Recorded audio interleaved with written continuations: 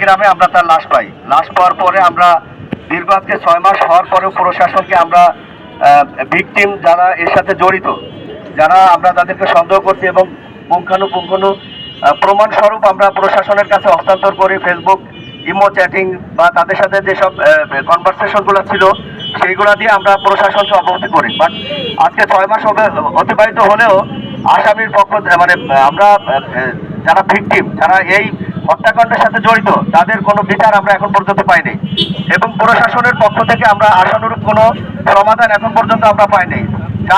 যার সিদ্ধান্ত অনুযায়ী আজকে আমরা এই মানববন্ধনের আয়োজন করছি। উপজেলা যুব দলের সদস্য সচিব আমার যুব দলের সাথে ছিলেন, তিনি আমার খুব কাছের ছোট ভাই ছিল। তো তাকে 12 তারিখ থেকে যে পাওয়া গেল না, পরে 14/9/2025 তারিখে তাকে পাওয়া যায়, তার লাশ পাওয়া যায় এই পাশের ইউনিয়নে কুসুমদিয়া গ্রামে। তো আজ এতদিন হয়ে যাওয়ার পরেও প্রশাসন, আমি জানি না কি কারণে তাদের এই মামলার এখন পর্যন্ত সমাধানে যাইতে পারলো না।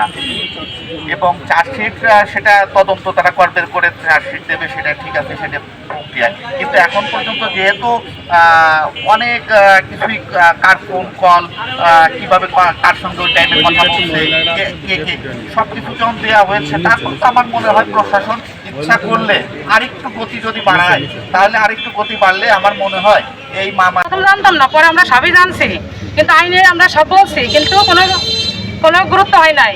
আমরা এসপির কাছে বলছি, ওসির কাছে বলছি আমরা।